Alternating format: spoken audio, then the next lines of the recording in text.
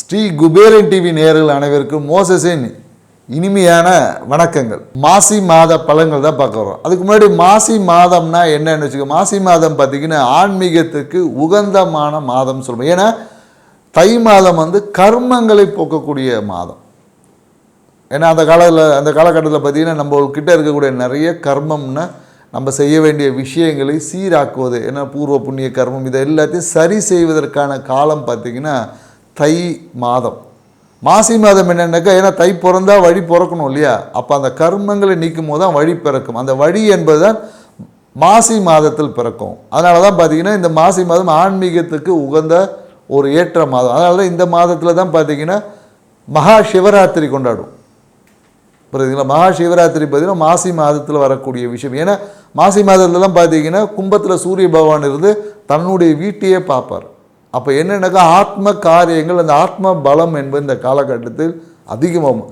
அதனால தான் இந்த மாதத்தில் பார்த்திங்கன்னா நிறைய இந்த மந்திர உபாசனைகள் பெறுவது, புதிய புதிய கலைகள், நிறைய விஷயம். ஏன்னா இன்றைக்கி நம்ம படிக்கிறது மட்டும் தான் ஒரு விஷயமா இருந்துச்சு. அன்றைக்கி என்னென்னாக்கா போர்க்கலை, மாந்திரிக கலை, இந்த மாதிரி பூஜை விஷயங்கள், யாகங்கள், இந்த மாதிரி எல்லா விஷயங்களும் கலைகளை கற்க ஆரம்பிப்பது பார்த்திங்கன்னா இந்த மாசி மாதத்தில் தான் ஆரம்பிப்பாங்க.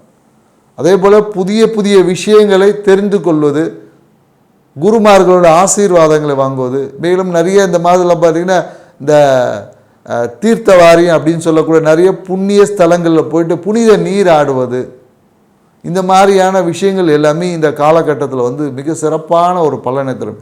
எல்லா மாதத்திலும் செய்வதை காட்டிலும் இந்த மாதம் என்பது நீங்கள் இந்த வருஷத்தில் ஒரு நாள் அப்படின்ற மாதிரி இந்த ஒரு நாள் குளிப்பது இந்த 12 மாதங்களில் நீங்கள் குளித்த அந்த விஷயத்துக்கான அந்த புண்ணியத்தன்மையை பெற்றுத்தரக்கூடிய ஒரு மாதம் தான் இந்த மாசி மாதம்.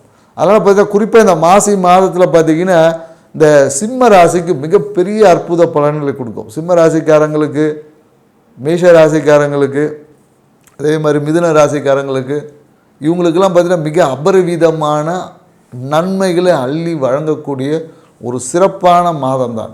இதை தான் ஒவ்வொரு ராசிக்காரர்களுக்கும் என்ன மாதிரியான நற்பலன்களை இந்த மாசி மாத கிரக நகர்வுகள் அளிக்கப் போகுது என்றதை பற்றி தான் நம்ம டீட்டெயிலாக ஒவ்வொரு ராசியாக பார்க்கலாம். வாங்க வீடியோக்குள்ள போகலாம். மகர ராசி அன்பர்களுக்கு இந்த மாசி மாத பலன் எப்படி இருக்குதுன்னு நம்ம பார்க்க போகிறோம்.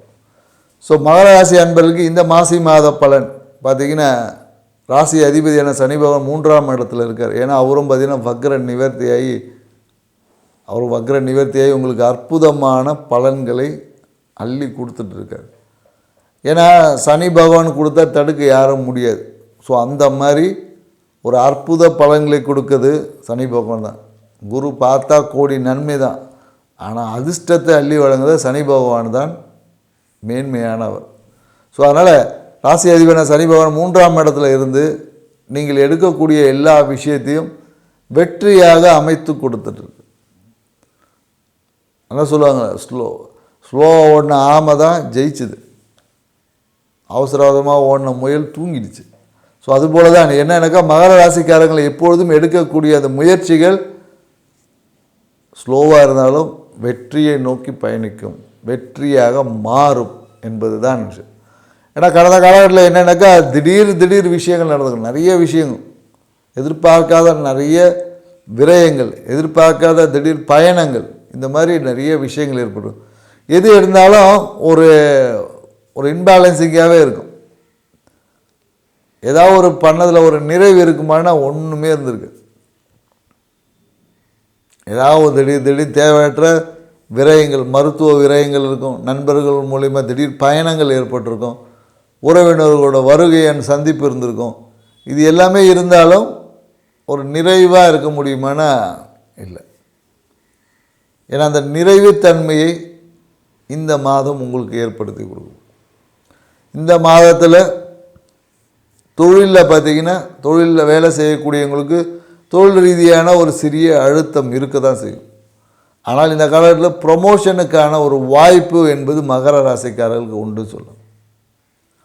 ப்ரொமோஷன் என்பது இந்த காலகட்டத்தில் உண்டு.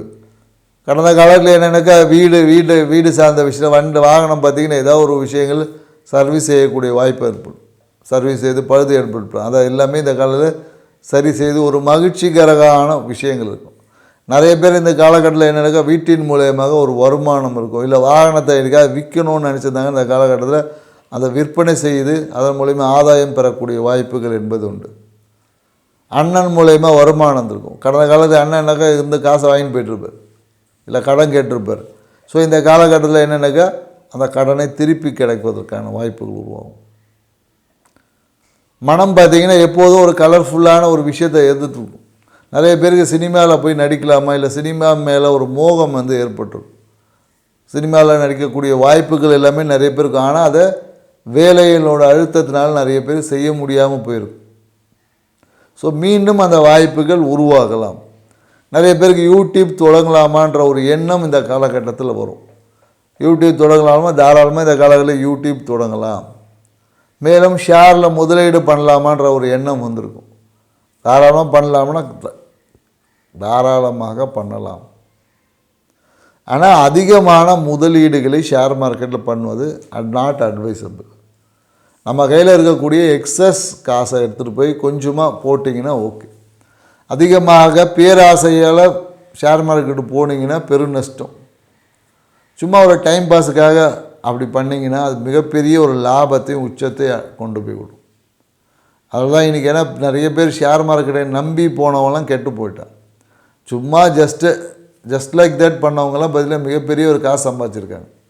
ஸோ அதனால் ஷேர் மார்க்கெட்டில் நீங்கள் இன்வெஸ்ட் பண்ணுறீங்கனாலும் ஒரு 5% மட்டும் பண்ணணும். உங்கள் கையில் இருக்கக்கூடிய மொத்த வருமானத்தில் 5%, அதிகமாக 10% பண்ணிங்கன்னா உங்களுக்கு ஷேர் மார்க்கெட் மூலமா கண்டிப்பாக வருமானம் வரும்.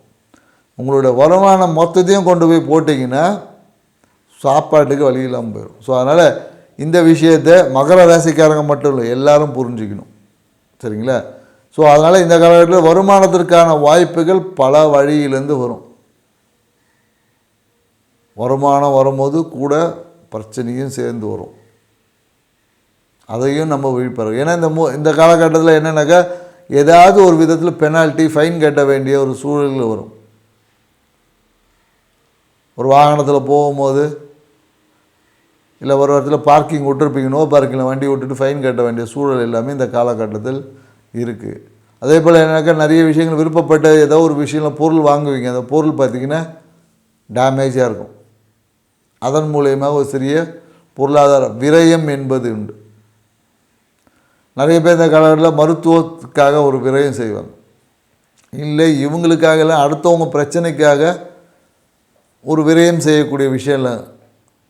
இவங்க பார்த்திங்கன்னா யாரோ ஒருத்தருக்கு டாக்டர்கிட்ட கூப்பிட்டு போவாங்க, கடைசியாக பார்த்து அவர் காசு எடுத்துன்னு வந்துருக்க மாட்டேன், இவங்க தான் பணத்தை கட்ட வேண்டிய சூழல் வரும். நண்பர்களுக்காக கடன் கொடுக்கக்கூடிய சூழல், கடனாக இவரே கடன் கொடுத்துட்டு இவரே காசு செலவு பண்ணக்கூடிய ஒரு சூழல் என்பது இந்த காலத்தில் வரும். ஸோ எதிர்பாராத திடீர் அதிர்ஷ்டமும் உண்டு. எதிர்பார்த்த விஷயங்களில் சின்ன சின்ன தடைக்கு அப்புறம் வெற்றிகளும் உண்டு. ஸோ மனம் இந்த காலகட்டத்தில் என்னன்னாக்கா வருமானத்தை பற்றின விஷயத்தை டெவலப் பண்ணுறது, குடும்பத்துடைய வளர்ச்சி எப்படி பண்ணுறது, இந்த மாதிரியான விஷயங்கள் அதிகமாக இருக்கும். நிறைய பேர் இந்த காலத்தில் என்னாக்கா குழந்தை பேரில் ஒரு கம்பெனியை தொடங்கி அதன் மூலயமா மிகப்பெரிய ஒரு லாபத்தை ஈட்டக்கூடிய வாய்ப்புகள் என்பது இருக்குது. குழந்தை பேரில் கம்பெனி தொடங்கக்கூடிய வாய்ப்புகள் இந்த காலகட்டத்தில் இருக்குது. குழந்தை பேரில் கம்பெனி தொடங்கினா மிகப்பெரிய ஒரு வளர்ச்சி என்பது உண்டு. ஸோ நீங்கள் எண்ணிய வருமானத்துக்கான பல வகையில் வருமானம் வரும், அதே போல் செலவுகளும் உண்டு. ஸோ இந்த காலகட்டத்தில் நீங்கள் என்ன பண்ணணும்னா வீட்டுக்கு அருகில் இருக்கக்கூடிய அனுமர் கோயிலுக்கு, ஆஞ்சநேயர் கோயிலுக்கு போயிட்டு டைம் கிடைக்கும் போதில் ஏதோ ஒரு விஷயங்கள் குழந்தைகளுக்காக சும்மா ஒரு புக்ஸ் வாங்கி கொடுக்குறது, அங்கே இருக்க பசங்களுக்கு ஒரு இனிப்பு வழங்கி கொடுப்பது, இந்த மாதிரியான விஷயங்களை செய்வது வழியாக உங்களுடைய வளர்ச்சியை அதிகரித்துக்கலாம். ஏன்னா எல்லாரும் இன்றைக்கி போய் எதோ பண்ணுறோம், ஆனால் எது பண்ணால் தன்னை மேன்மைப்படுத்திக்கணுன்றது தெரியாமல் பண்ணிகிட்ருக்கோம். ஏன்னா ஒரு விஷயம் வெளியே போனால் தான் இன்னொரு விஷயம் உள்ளே வரும். ஸோ அப்போ நமக்கு இந்த தானம் தர்மங்கள் எல்லாமே சொன்னது என்னென்னாக்கா ஒரு விஷயத்தை நம்மக்கிட்டேருந்து விலக்குனா தான் மிகப்பெரிய ஒரு விஷயம் நம்ம கையில் வரும் அப்படின்றது தான் நம்ம முன்னோர்கள் நமக்கு சொன்னது. இயற்கையோடைய புரிதல், இயற்கையோட விதின்னு சொன்னேன். ஸோ அப்போ என்னன்னாக்கா தானம் தர்மம் செய்வது மிக சிறப்பான ஒரு பலனை தரும். ஆனால் அது எது தானம் செய்யணும், எதை தர்மம் செய்யணுன்ற ஒரு கேள்வி இருக்கு இல்லையா? ஸோ அதுதான் இங்கே முக்கியம். அப்போ மகர ராசிக்காரங்களுக்கு பார்த்தீங்கன்னா குழந்தைகளுடைய படிப்புக்காக, குழந்தைகளோட முன்னேற்றத்திற்காக, குழந்தைகளோட வளர்ச்சிக்காக நீங்கள் செய்யக்கூடிய சிறு பொருளாதார உதவி கூட உங்களை இந்த சமூகத்தில் மிகப்பெரிய ஒரு வெற்றியாளராக வளர்ச்சியாக்கக்கூடிய தன்மைக்குள்ளே நகர்த்தி விடும். இந்த புரிதலோடு இந்த மாசி மாதத்தை கொண்டாடி பாருங்கள். உங்கள் வாழ்க்கை எப்பொழுதும் சிறப்பாக இருக்கும். சனி பகவான் உங்களோட ராசி அதிபதியாக இருந்தாலும் நீங்கள் இந்த பிரபஞ்சத்தில் சூரியனை போல மின்னிக்கொண்டே இருப்பீங்க. நன்றி, வணக்கம். ஸ்ரீ குபேரன் டிவியை பார்த்தமைக்கு நன்றிகள். மேலும் இது போன்ற தகவல்களை தெரிந்து கொள்ள ஸ்ரீ குபேரன் டிவியை சப்ஸ்கிரைப் செய்யுங்கள். மறக்காமல் பெல் ஐக்கானை கிளிக் செய்யுங்கள்.